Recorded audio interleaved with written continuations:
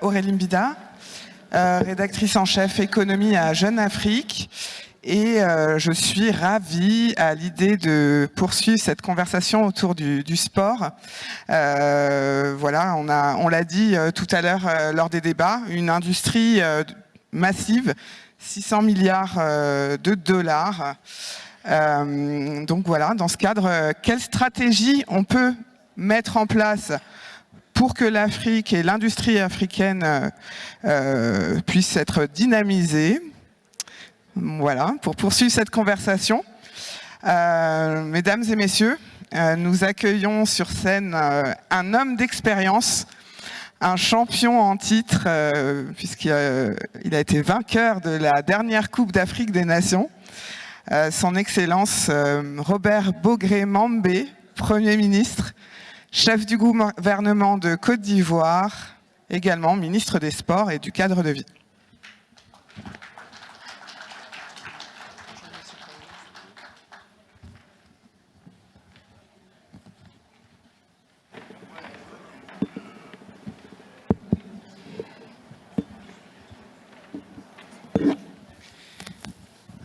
Alors, bonjour Monsieur le Premier ministre, nous sommes ensemble pour une petite conversation autour dans la poursuite du panel qui vient de se dérouler.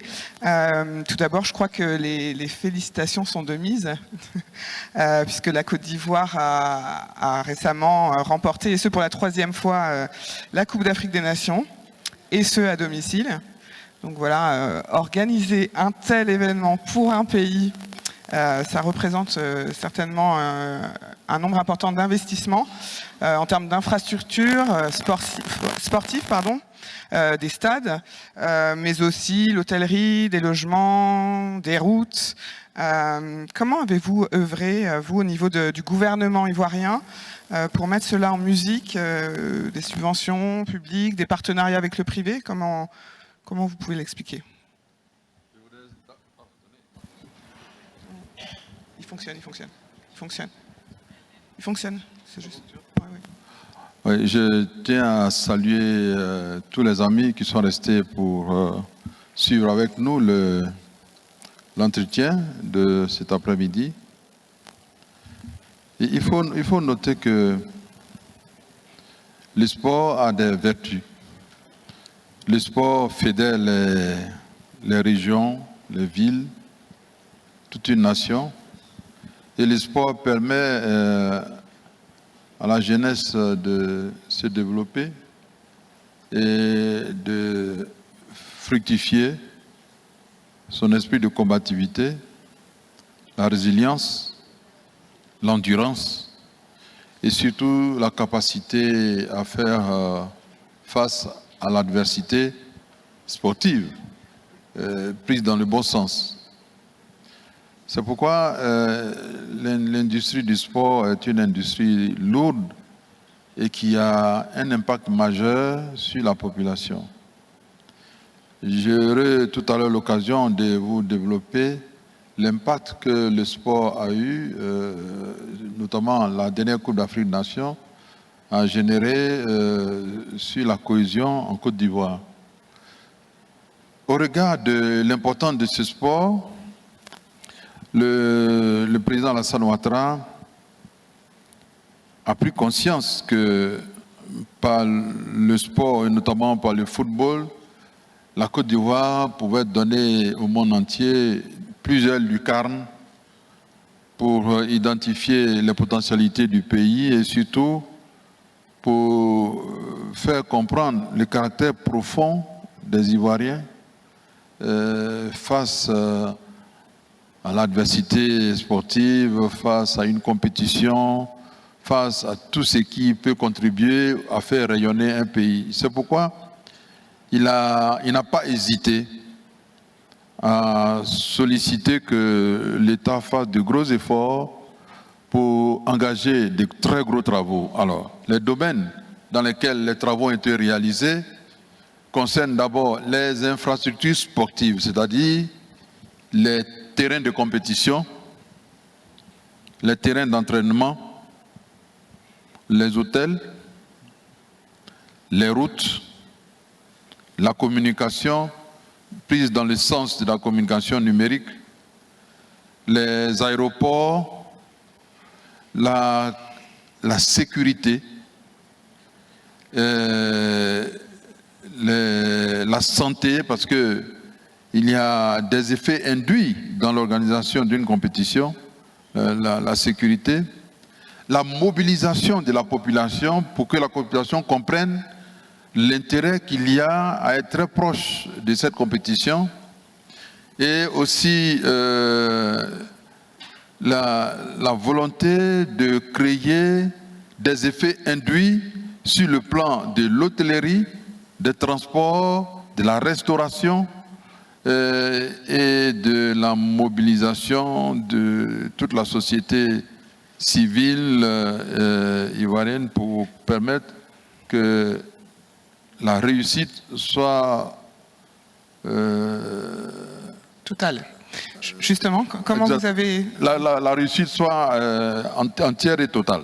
Comment vous avez financé tout ça, tout ce que alors, il faut dire que pour tout cela, en francs CFA, la Côte d'Ivoire a dépensé aux environs de 1000 milliards de francs CFA. Il faut convertir en dollars, vous allez voir, et en euros, vous allez voir. Et 1000 milliards de francs CFA, cela comprend la totalité des dépenses qui ont été faites pour que nous puissions réussir cette CAN. Ça a été une volonté politique.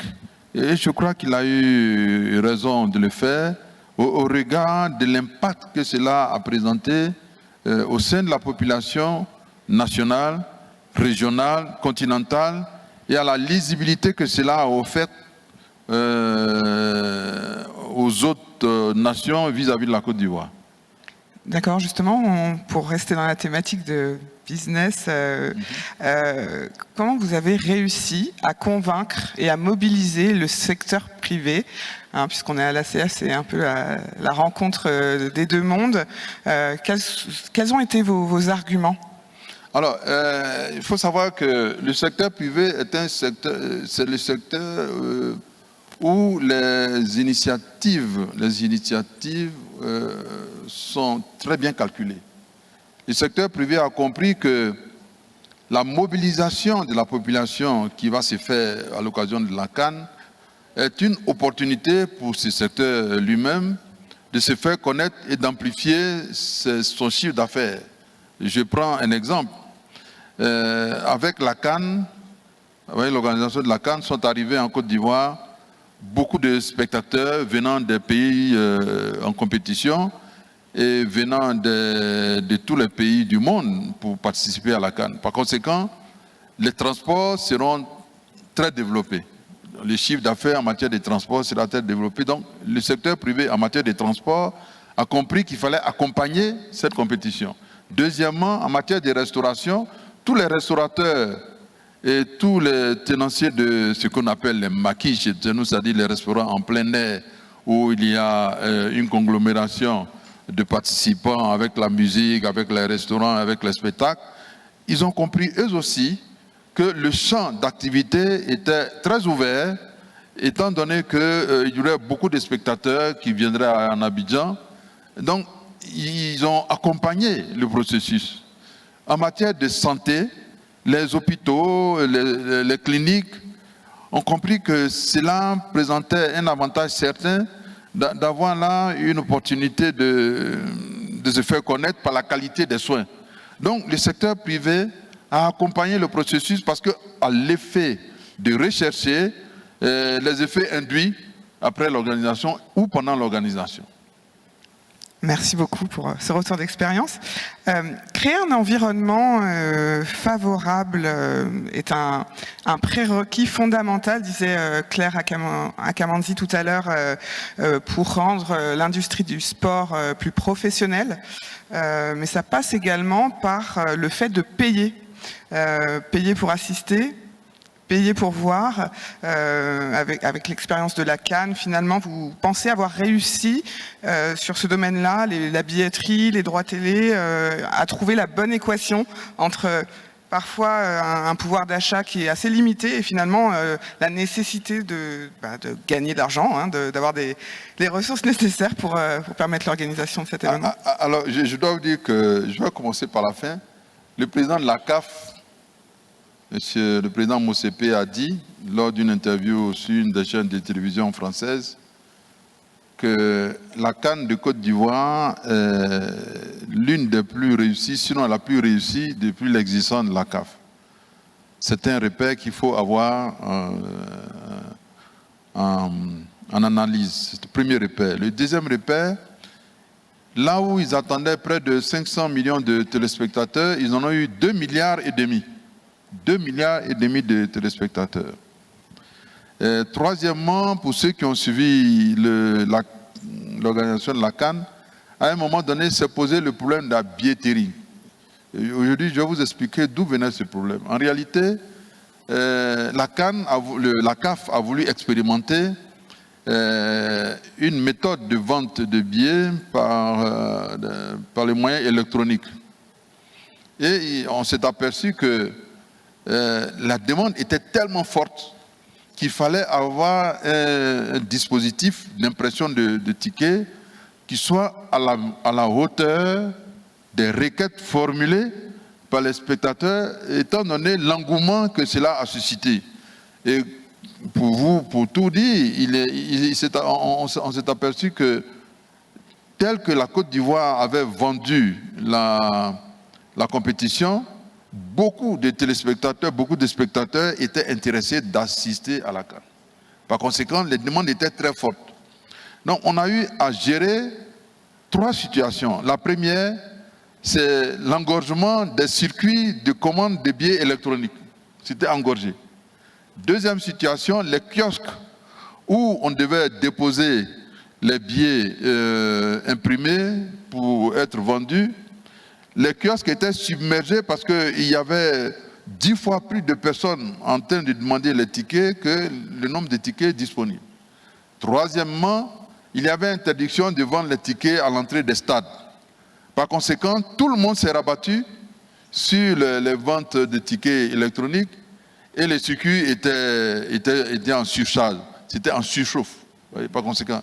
Et à un moment donné, nous avons pris contact avec la CAF pour leur proposer que les dispositifs techniques en impression de cartes disponibles sur Abidjan pouvaient aider la CAF à le faire. Mais finalement, en parcourant leur logiciel, on s'est aperçu qu'il fallait simplement modifier le programme pour que le dispositif d'impression, les imprimantes, impriment 4 à 5 fois plus de tickets qu'il ne fallait. Et c'est ce qui a été fait. Et à un moment donné, tout est rentré dans l'ordre de la régulation de la distribution des tickets a été à la hauteur des attentes.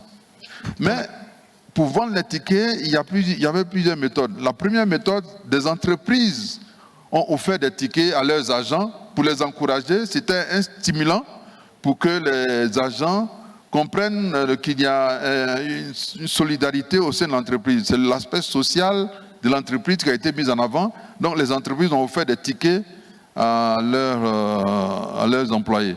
Deuxièmement, le gouvernement a offert des tickets aux étudiants et aux personnes vulnérables.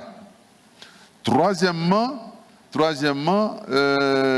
les communes, les régions ou bien les institutions de la République sont coalisées pour acheter des tickets au bénéfice des membres ou des agents de leur institution.